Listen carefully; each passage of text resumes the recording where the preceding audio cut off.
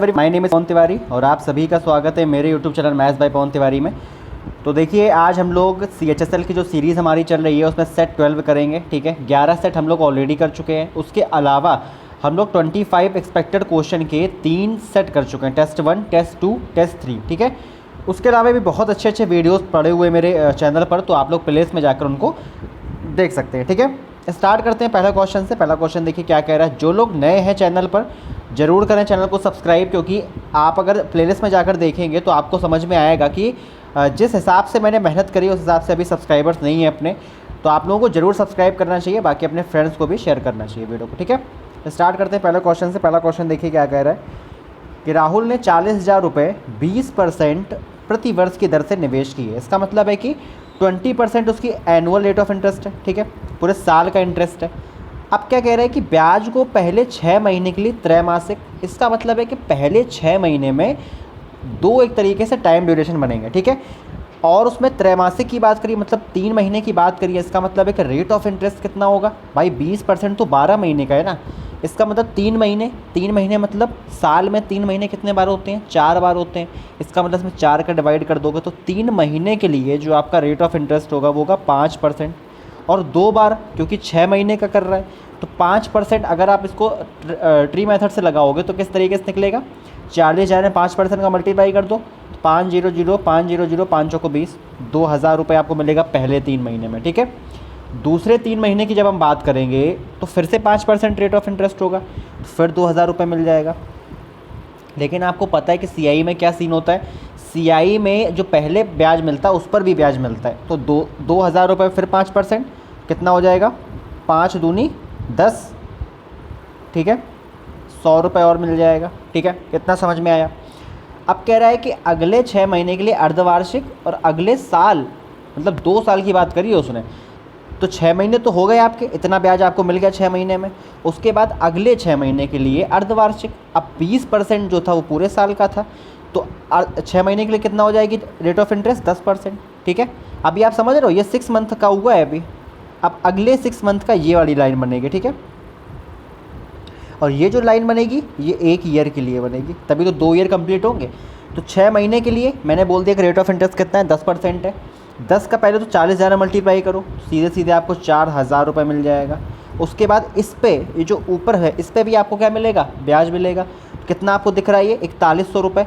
अगर आप इसमें 10 का मल्टीप्लाई करोगे तो आपको मिल जाएगा 410 रुपये। ठीक है, क्योंकि आपको ब्याज पे भी ब्याज मिलता है। इतना समझ में आया आपको। उसके बाद देखिए क्या, अब पूरे साल की बात कर रहा है, अगले पूरे साल की बात कर रहा है, तो 20% आपका इंटरेस्ट रहेगा। 20% का 40,000 मल्टीप्लाई करोगे तो कितना आ जाएगा, 8,000 रुपये। ठीक है, लेकिन ये तो उस रुपए पे आया, अब ब्याज पे ब्याज मिलेगा। तो ये कितना ब्याज आपको दिख रहा है टोटल, ये टोटल आपको दिख रहा है 4 2 6 2 8, 8,510। ठीक है, 8,510 रुपये में जब आप 20% का मल्टीप्लाई करोगे तो बटे में 100 आएगा। 2 जीरो से 2 जीरो कैंसिल आउट हो जाएंगे, 2 1 कम 2, 2 पंचे 10, 1 2 8 16 1702। ठीक है, इन सभी को सम कर दो, जो भी आपका आंसर आएगा वो आपका राइट आंसर होगा। अब आप देख सकते हो कि यूनिट डिजिट आपको दिख रहा है कि 2 आने वाली है, और अगर आप इनको ऐड करो तो 8 4 12, 2 14, 2 16। तो 2 केवल ऑप्शन ऐसे हैं जिसमें यूनिट डिजिट आपका 2 है, तो ये तो होंगे नहीं। ये आपका 10,000 से कम है तो ये तो सीधे 16 का 1000 निकल रहा है, तो आपका आंसर केवल कौन सा है, ऑप्शन नंबर ए। ठीक है, तो इस तरीके से इस क्वेश्चन को करते हैं। और भी तरीके हैं, इसको आप इससे भी कर सकते हैं कि पहले 5%, फिर 5% था, उसके बाद 10% था, और फिर 20% था। ठीक है, तो आप इसको कैसे कर सकते हो, 20 + 10 + 20 × 10 बटे 100। ठीक है, इससे निकालोगे, फिर जो परसेंट आपका आएगा फिर उसको 10 के साथ मल्टीप्लाई कर लो, प्लस फिर ये जो आपका यहाँ पे लिखा वो यहाँ पे भी लिखेगा, × 10/100। इस तरीके से भी आप इसको निकाल सकते हो। ठीक है, अब क्वेश्चन देखिए ये क्या कह रहा है कि आकृति में, और तीसरा तरीका भी देखिए क्या है कि 5% है, इसका मतलब 20 से 21, फिर 5% है इसका मतलब 20 से 21, फिर 10% है इसका मतलब 10 से 11, फिर 20% है इसका मतलब 5 से 6। तो इन सब को मल्टीप्लाई करोगे तो अमाउंट मिल जाएगा, इन सब को करोगे तो प्रिंसिपल मिल जाएगा, डिफरेंस कर दोगे तो आपको CI मिल जाएगा। ठीक है, तो इस तरीके से भी आप कर सकते हो। भाई मैंने बोला कि CI के क्वेश्चन के बहुत सारे तरीके होते हैं, जो आपको सुटेबल लगे वो ज़्यादा सुटेबल लगा मुझे। ट्री मेथड उस क्वेश्चन के लिए ज़्यादा सुटेबल था, इसलिए मैंने उसको बताया। ठीक है, ये देखिए यहाँ पे ऑप्शन को छुपा रही है फ़ोटो मेरी। ठीक है। तो ये क्वेश्चन क्या कह रहा है कि ABCD एक वर्ग है जिसकी भुजा 10 सेंटीमीटर है, ठीक है। BFD वृत्त का चाप है और आपको पता है कि छायांकित भाग का निकालना है। तो आपको पता है कि इसको क्या कैसे, अगर इसका बेसिक तरीका मैं फॉलो करूँ तो इसको इस तरीके से डॉटेड कर लोगे, ठीक है। अब आपको पता है कि ये क्या है, चतुर्थांश बन रहा है, वृत्त का चौथा पार्ट बनता है, तो उसका कितना एरिया हो जाएगा 1/4 पाई, R कितना है 10, तो 10 का स्क्वायर, ठीक है। उसमें से जब आप घटाओगे ये पार्ट, ठीक है भाई। अभी आपने जो निकाला वो पूरा निकाला, इसका निकाला अभी आपने पूरा, ठीक है। अब आप क्या करोगे, एक समकोण त्रिभुज आपको दिख रहा है, इसको घटा दोगे तो आधी पत्ती का क्षेत्रफल निकल आएगा। कितने का निकलेगा, आधी पत्ती का, ठीक है। ये बेसिक तरीका है इसका। घटा दो इसमें से, तो 1/2 × 10 × 10, ठीक है। इसको सॉल्व कर लो, थोड़ा सा सॉल्व करो इसको। पाई को सॉल्व नहीं करना क्योंकि पाई आप देख रहे हो ऑप्शन में दिया गया है।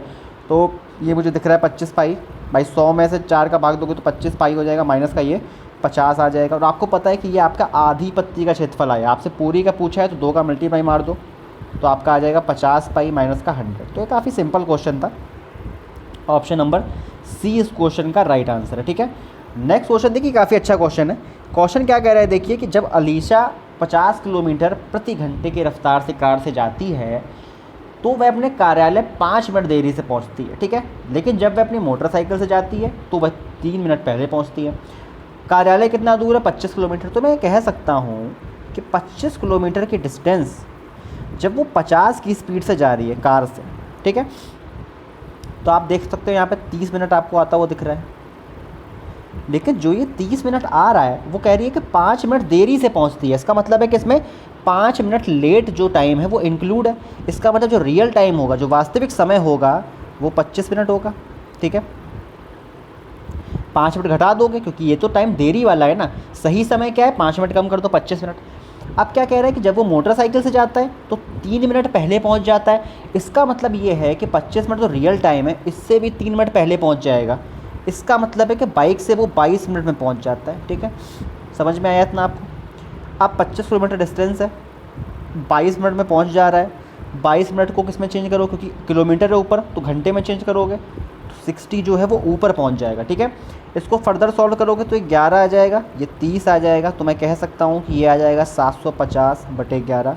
इसको सॉल्व करोगे तो 11 छक्का 66, 4 5 9 88, 68 पॉइंट समथिंग अनुमानित पूछा गया है, तो 68 इसका राइट आंसर आ जाएगा, ठीक है। समझ में आया होगा उम्मीद करता हूँ मैं। बहुत ही सिंपल सा क्वेश्चन था। पहले आपको एक समय निकालना है, फिर आपको रियल टाइम निकालना है, फिर उसके बाद आपको बाइक का समय निकालना है, और बाइक के समय को टोटल डिस्टेंस में आप जैसे ही डिवाइड करोगे आपको स्पीड पता चल जाएगी, ठीक है। ठीक है, इस क्वेश्चन को मैं आपको होमवर्क में दे रहा हूँ, शायद इसका आंसर 5 है। बाकी जिसका भी जो आंसर है आप लोग बता सकते हो, आपको कोई दूसरा आंसर निकल कर आए अगर, तो जहाँ तक इसका आंसर 5 है। करवा दें क्या? चलिए करवा देते हैं, थोड़ा सा इसको अच्छे से देखते। अब देखिए सबसे पहले ब्रैकेट सॉल्व होता है। आपको दिख रहा है 5 को 20, 21/4 दिख रहा है ये।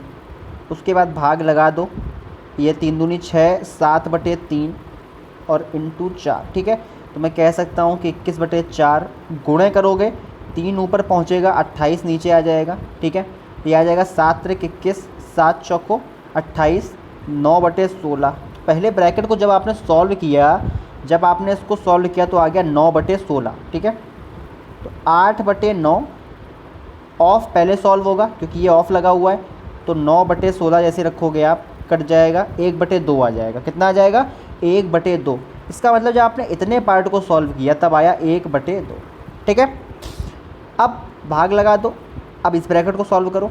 क्या आ रहा है देखिए, ये आ रहा है 8 भागित 4 दूनी 8/15, ठीक है। ऑफ लगा दो, इस ब्रैकेट को सॉल्व करो। क्या आ रहा है देखिए 8 और ये 4, 2/3 इसको लिख लोगे, गुणे में करोगे तो 5 ऊपर पहुंच जाएगा, 4 नीचे आ जाएगा, ठीक है। इसको बाद में सॉल्व कर लेंगे, कोई प्रॉब्लम नहीं है। अब कितना आ रहा है देखिए, 2 दूनी 4 और 2 चौको 8, तो ये आपको दिख रहा है 20/3। और क्योंकि ऑफ लगा है तो ये पहले सॉल्व होगा, और ये कितना देखिए आ रहा है, उसको ऊपर 15/8, तो ये 15 आ जाएगा, ठीक है। इसको पहले सॉल्व करोगे, 3 5 15 और 20 5 100। अब इस भाग को सॉल्व करोगे तो आपको दिख रहा है कि 1/2 भागित 100 है, इसका मतलब है कि 100 नीचे आ जाएगा, तो ये आपको 1/200 आता हुआ दिख रहा है, ठीक है। 1/200 मुझे दिख रहा है, 1/200 आ गया आपका इतने पूरे पार्ट को सॉल्व करने पर। अब गुणे, अब इसको सॉल्व कर लो, क्या आ रहा देखिए, 5 गुणे 15 दूनी 300 आ जाएगा ये। उसके बाद में भाग को मल्टीप्लाई में चेंज करोगे तो 2/3 आ जाएगा। ये आ गया 100, ठीक है, ये आ गया 100, 100 दूनी 200, 2 से 2 कैंसिल आउट, तो 5 आपका राइट आंसर है। देखिए ऐसे बड़े क्वेश्चंस मैं क्यों लेता हूँ, क्योंकि एसएससी आजकल बड़े क्वेश्चंस को ले रहा है, ठीक है। और इतना करने के बाद आपका एग्जैक्ट आंसर पेपर टाइम में प्रेशर में आ जाए, वो बड़ी चीज़ है, ठीक है। इसीलिए ऐसे क्वेश्चंस की प्रैक्टिस थोड़ा सा ज़्यादा जरूरी है, ठीक है। नेक्स्ट क्वेश्चन देखिए, नेक्स्ट क्वेश्चन क्या कह रहा है कि दो वर्गों का परिमाप 40 और 24 है, ठीक है। अब आप क्या कह सकते हो कि पहले का परिमाप 40 है तो पहले वर्ग की भुजा कितनी होने वाली है, 10 सेंटीमीटर। दूसरे वर्ग की भुजा कितनी होने वाली है, 4 का डिवाइड कर दो 6। अब आप कह सकते हो कि इसका जो क्षेत्रफल है वो कितना आ जाएगा, 100, इसका क्षेत्रफल 36 आ जाएगा, ठीक है। कह रहा तीसरे वर्ग का क्षेत्रफल इन वर्गों के क्षेत्रफल के अंतर के बराबर है। इनका अंतर कितना आ रहा है, 64। इसका मतलब तीसरे की भुजा कितनी आने वाली है, 8, जो भी है सेंटीमीटर में, ठीक है। तो परिमाप कितना, 32। कितना सिंपल है, देखिए एक से एक दूसरे लिंक को ऐड करते जाइए और क्वेश्चन कितनी आसानी से निकल आता है, ठीक है। दो धनात्मक संख्याओं में जो अंतर है वो ये है, ठीक है। मैंने मान लिया x माइनस वाई। अब x माइनस वाई लिखा है, इसका मतलब क्या है कि x संख्या जो है वो बढ़ी रही होगी, ठीक है। x बढ़ी रही होगी तभी तो x माइनस वाई पॉजिटिव आ रहा है, ठीक है। अब क्या कह रहा है कि बड़ी संख्या को छोटी संख्या से विभाजित किया जाता है। तो इस तरीके से आप देख सकते हो यहाँ पे कि बड़ी संख्या को विभाजित किया जा रहा है छोटी संख्या से। तो छोटी संख्या कौन सी है, y है। तो भागफल कितना आ रहा है, देखिए 9 आ रहा है और शेषफल आपका 41 आ रहा है। अब आपको पता है भाज्य बराबर भाज्य गुणा भागफल प्लस शेषफल होता है। तो यहाँ से आपको एक इक्वेशन बनती हुई दिखेगी कि x इक्वल टू मैं कह सकता हूँ 9y प्लस 41, ठीक है। आप कह सकते हो कि x minus 9y equal to 41।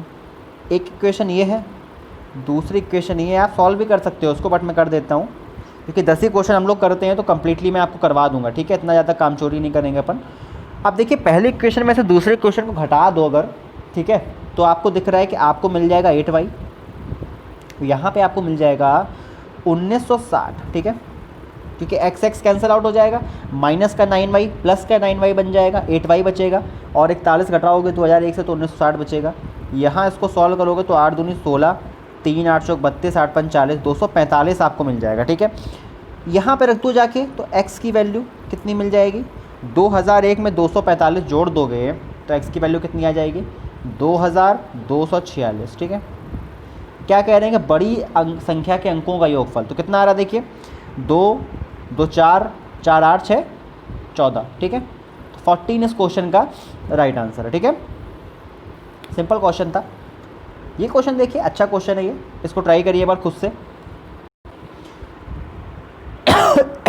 ठीक है। तो आप लोगों ने ट्राई किया होगा इस क्वेश्चन को। क्या कह रहा है क्वेश्चन देखिए, पढ़ते हैं हम लोग कि पी क्यू आर एक समद्विबाहु त्रिभुज है, ठीक है। तो पी क्यू आर मैंने क्या किया, एक समद्विबाहु त्रिभुज बनाया जिसमें पी क्यू जो है वो पी आर के बराबर है, ठीक है। इतना हो गया। देखिए ज्योमेट्री के किसी भी क्वेश्चन में क्या करते हैं कि आपको जो चीज़ स्टार्टिंग से बताई जाए आप उसको फिगर में अगर सही तरीके से बना लोगे ना तो आपका क्वेश्चन बहुत आसान हो जाएगा, ठीक है। बट अगर आप फिगर नहीं बना पाते हो तो अभी थोड़ा सा प्रॉब्लम होगी आपको, ठीक है। तो जितना जल्दी आप इस कंस्ट्रक्शन करना सीख जाओगे, क्वेश्चन को सही तरीके से बनाना सीख जाओगे तो आप निकाल भी लोगे, ठीक है। तो पी क्यू बराबर पी आर दिया गया आपको, क्यू पी आर आपको 50 दिया गया, ठीक है। आगे क्या बोल रहा है कि क्यू आर को दोनों तरफ आगे बढ़ाने पर, ठीक है, कह रहा है कि पी क्यू एस बन रहा है और आपसे क्या बन रहा है, पी आर टी बन रहा है, ठीक है। यू ओ और वी ओ जो है इसके द्विभाजक है, मतलब ये जो है ना इस तरीके से द्विभाजक है, ठीक है, ठीक है। काफ़ी अच्छा बन गया फिगर।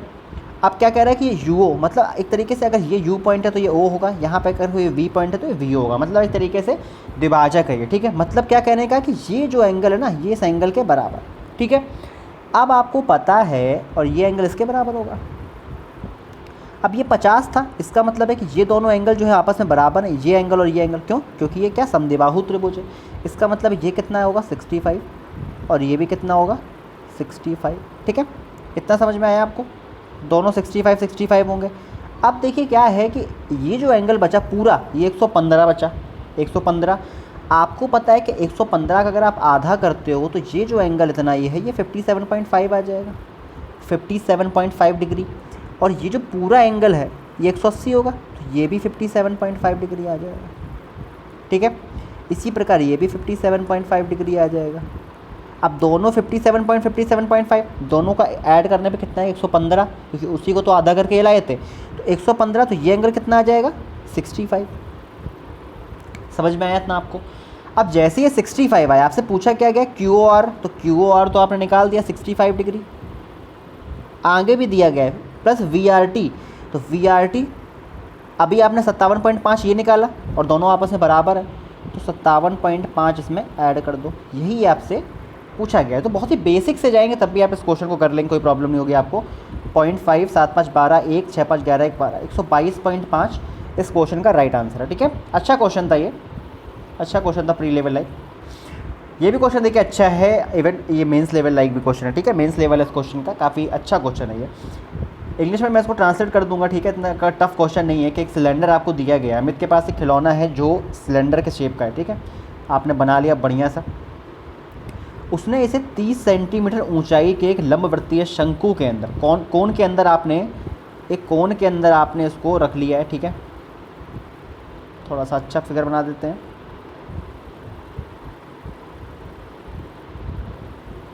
इस तरीके से आपके पास एक शंकु है, आपने क्या किया एक बेलन को जब इसमें आप रख दोगे ना इस तरीके से तो एक ऊंचाई तक ही पहुंच पाएगा, ठीक है। इस तरीके से बेलन इसमें आ जाएगा। अब आपको पता है कि ये कोन की रेडियस हो जाएगी और अगर इतना पार्ट की मैं बात करूँ, इतने पार्ट, तो ये अपने सिलेंडर की रेडियस हो जाएगी। उसके बाद इस तरीके से आप इसको अगर मिला दोगे यहाँ पे, आपको पता है ये शीर्ष कोण होता है। कोण का क्या होता है हिंदी में, शीर्ष कोण होता है, वर्टिकल एंगल बोलते हैं, ठीक है। वो कितना दिया गया ऊर्ध्वाधर कोण, देखिए हिंदी में थोड़ा सा कठिन होता है बट वर्टिकल एंगल पूरा 60 दिया गया है। इतना पार्ट कितना हो जाएगा 30 हो जाएगा, ठीक है। और क्या दिया गया है आपको कि बेलनाकार खिलौने का व्यास जो है आपको वो 8√3 डायमीटर दिया गया है, तो आपका रेडियस कितना हो जाएगा 4√3, ठीक है। अब आपको पता है कि अगर ये 4√3 है इसका मतलब ये कितना रहेगा, ये वाला पार्ट निकालते हैं अगर आप इसको तो कितना आ जाएगा, देखिए 10/30 1/√3 होता है। लंब बटे आधार कितना दिख रहा है आपको, ये आता हुआ 12 आता हुआ दिख रहा है। कितना दिख रहा है आपको 12 आता हुआ दिख रहा है, ठीक है, ठीक है। अब ये 12 आ गया, पूरा कितना दिया है देखिए पूरा 30 है। तो सिमिलैरिटी हम लोग उसमें लगा सकते हैं, ठीक है, क्योंकि आप देख रहे हो कि ये इस ट्रायंगल में, इस बड़े ट्रायंगल में और ये छोटकू ट्रायंगल जो आपको दिख रहा है, ठीक है, इसमें क्या सिमिलैरिटी आराम से लग सकती है, ठीक है। तो बड़ी भुजा कितनी है 30 ऊंचाई और छोटी ऊंचाई कितनी है 12। रेडियस हमको नहीं पता है कोन की r, और हमें बेलन की रेडियस पता है 4√3, ठीक है। सॉल्व कर लो, 4 × 12 10√3 कितनी आ गई 10√3, ठीक है। अब क्या रह गया, केवल फॉर्मूला लगाना रह गया है। लगा दो फॉर्मूला, कहीं पर लगाते हैं कोने में देख के इसको, 1/3 पाई को चेंज नहीं करना है। आर स्क्वायर कितना है 100 × 3, 10 का स्क्वायर 100 × 3। एच पता है अपने को 30, ठीक है। 3 से 3 कैंसिल आउट, 3000 पाई, 3000 पाई इस क्वेश्चन का राइट आंसर है, ठीक है। तो काफ़ी अच्छा क्वेश्चन था ये, मेरे हिसाब से काफ़ी सही क्वेश्चन था ये देखिए एकदम टू द पॉइंट क्वेश्चन है, केवल फॉर्मूला आपको यूज़ करना है। अच्छा क्वेश्चन है क्योंकि थोड़ा सा इसकी एक तरीके से देखा जाए कैलकुलेशन है थोड़ी सी इसमें। खोखला लकड़ी का बेलन है, मतलब क्या है हॉलो सिलेंडर है। आपको पता है कि उसका, आपको पहली बात तो उसका वॉल्यूम पता होना चाहिए, क्या होता है वॉल्यूम पाई r² होता है, ठीक है। सिलेंडर का वॉल्यूम क्या होता है πr²h। जैसे ही हम बात करते हैं हॉलो सिलेंडर की तो क्या हो जाता है r² माइनस का r1² इंटू h, ठीक है। अगर आपको इतना चीज़ें पता है तो कोई समस्या आपको नहीं आने वाली है। पाई को चेंज कर दो 22/7। अब देखिए R2 क्या होता है, R2 क्या होता है आउटर रेडियस होता है, R1 क्या होता है इनर रेडियस होता है। बाह्य त्रिज्या अंतः त्रिज्या नहीं सॉरी इनर रेडियस मतलब क्या होता है दे रखा होगा, बाहरी त्रिज्या होती है और ये जो अंदर वाले बेलन की होती है। इंग्लिश हिंदी में कभी कभी कन्फ्यूज़न हो जाता है, ठीक है। तो इनर रेडियस आउटर रेडियस, ठीक है। अब बाहरी त्रिज्या आपको दी है तो 17 स्क्वायर कर दोगे, जितनी मोटाई होती है उसको घटा देते हैं। 6 है तो घटा देंगे 6, तो ये 11 का स्क्वायर हो जाएगा, ठीक है, आंतरिक त्रिज्या, सॉरी ना, बाह्य त्रिज्या और आंतरिक त्रिज्या बोलते हैं, ठीक है। एच कितना दिया गया है आपको, 47 दिया गया है, ठीक है। इसको सॉल्व कर लेते हैं। तो 22/7 ए स्क्वायर माइनस बी स्क्वायर में हमेशा क्या करना चाहिए आपको, ए प्लस बी ए माइनस बी लगाना चाहिए। तो ये आपको 28 दिख रहा है मेरे को और ये 6 दिख रहा है, ठीक है। ए प्लस बी ए माइनस बी, 7 चौको 28, ठीक है। उसके बाद में 88 आ जाएगा, ये 22 चौको 88, 47 का मल्टीप्लाई मार देता हूँ इसमें और 6 का बाद में मार दूंगा, ठीक है। तो इसको कैसे करते हैं, 8 7 56, 6 लगा 5, ठीक है। 60 56 और 8 चौक 32, कितना आ रहा है देखिए, 50 30 80 88, 88 और 5 93 की 3 लगा 9, 8 चौक 32 और 9 41, 41 36 गुणे 6, ये 5 हटा दीजिएगा क्योंकि ये हासिल था। छिकनक 36, 3 छत्तर 18 3 21 की 1 लगा 2, 6 कम 6 2 8, 6 चौको 24, 24 816, ऑप्शन नंबर सी, ठीक है। तो इस तरीके से आप चीज़ों को करेंगे तो आपका एग्जैक्ट आंसर आएगा हमेशा। ये भी काफ़ी अच्छा क्वेश्चन है, ठीक है। एक बार खुद से ट्राई करिए इसको, आप लोगों ने ट्राई किया होगा, अच्छा क्वेश्चन। देखिए क्वेश्चन को ट्राई जरूर किया करिए खुद से, ठीक है। क्वेश्चन का सॉल्यूशन डायरेक्टली मत देखा करिए, पहले क्वेश्चन को सॉल्व किया करिए खुद से, उसके बाद मेरे सॉल्यूशन को देखिए या आंसर भी मैच करिए। अगर आपका तरीका मेरे तरीके से ज़्यादा बेस्ट है तो उसको फॉलो करिए, ज़रूरी नहीं है मेरे हर तरीक़े को आप फॉलो करें, ठीक है, या किसी भी टीचर के हर तरीके को फॉलो करें। अगर आपको अपना तरीका बेस्ट लगता है, कहीं से भी आपने सीखा हो, तो आप केवल उसी को फॉलो करें, ठीक है। ये क्वेश्चन देखिए क्या कह रहा है कि लाइन को पढ़ते जाइए।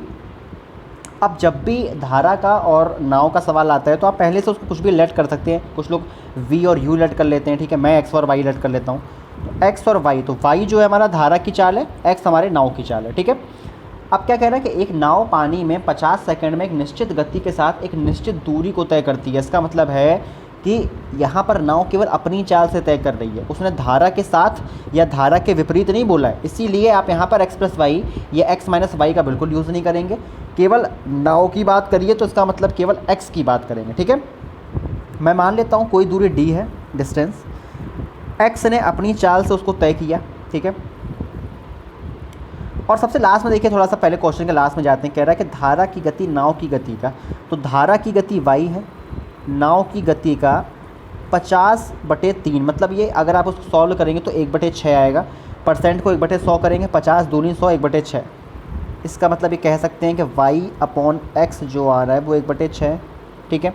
इसका मतलब है कि अगर मैं नाव की गति की बात करूं तो मैं उसे 6x कह सकता हूं, ठीक है। देखिए यहाँ पर x और कुछ भी मान सकते हैं आप लोग, रेशियो 1/6 है तो मैं इसको 6a और ऊपर a मान सकता हूँ, कुछ भी मान सकता हूँ, ठीक है। तो यहाँ पर नाव की चाल कितनी है, 6x हो जाएगी, और वो कितनी देर में तय कर रहा है, 50 सेकंड में। ये पहली इक्वेशन। फिर क्या कह रहा है कि नाव द्वारा धारा की विपरीत दिशा में, ठीक है, 150 मीटर अधिक दूरी। इसका मतलब जो पहले d था उसमें 150 और ऐड कर दो। अब विपरीत दिशा में तो 6 - 1 कितना हो जाएगा, क्योंकि विपरीत मतलब नाव की चाल माइनस धारा की चाल, तो यहाँ पे 5x आ जाएगा। यहाँ पर x क्या है, कांस्टेंट ले रखा है हम लोगों ने बस ऐसे ही, ठीक है। कुछ भी ले सकते हो आप, p q r s कुछ भी। ये 70 आ जाएगा। दो इक्वेशन बन गई, क्योंकि ये कटना ही है, ऐसा कोई मतलब ही नहीं बनता है। तो जैसे ही आप इक्वेशन 1 को इक्वेशन 2 से डिवाइड करोगे तो 5 ऊपर पहुँच, देखिए x कैंसिल आउट हो जाएगा, 5 ऊपर पहुँच जाएगा, 5d आ जाएगा। इस 6 का ऐसे मल्टीप्लाई हो जाएगा तो 6d प्लस 900, और ये आ जाएगा 5/7। देखो जिनको समझ में नहीं है मैंने क्या किया, तो मैंने केवल इक्वेशन 1 को इक्वेशन 2 से ऐसे डिवाइड कर दिया इस तरीके से, ठीक है। तो 5/7 आ जाएगा। यहाँ पे देखिए d और ये 5 ऊपर मल्टीप्लाई हो जाएगा 5d, और यहाँ बीच का मल्टीप्लाई हो जाता है, आपको पता होगा ये चीज़, ठीक है। 5 से 5 कैंसिल आउट, 7d। इसको मैं एक लाइन और लिख देता हूँ, ज़रूरत नहीं है फिर भी, ठीक है। यहाँ पे d की वैल्यू कितनी, 900 मीटर आ जाएगी, ठीक है। तो इस तरीके से क्वेश्चंस को करते हैं। सारे क्वेश्चंस इजी होते हैं, समझाने में क्वेश्चंस के स्टेप देखिए बढ़ जाते हैं, बट क्वेश्चन इतना बड़ा नहीं होता है, ठीक है। तो आपको बेसिक से जाना है, बट आपको क्या करना है, स्टेप्स को कम करना है। जितना ज़्यादा आप स्टेप्स को कम करोगे तो बेसिक चीज़ ही आपकी छोटी हो जाएगी और कम समय में हो जाएगी, ठीक है, और आपको सॉलिड आंसर देगी। तो आज के वीडियो में इतना ही। जिनको वीडियो पसंद आया वो लाइक करें, शेयर करें, और जिनको मेरे वीडियोस बहुत अच्छे लग रहे हैं वो चैनल को ज़रूर सब्सक्राइब करें। ऐसे ही अच्छे वीडियोस फ्यूचर में भी आते रहेंगे, ठीक है। हमारे चैनल के साथ जुड़े रहिए आप लोग। तो आज के वीडियो में इतना ही, मिलते हैं नेक्स्ट वीडियो में। Thank you so much for watching this video. Bye bye, take care, have a good day.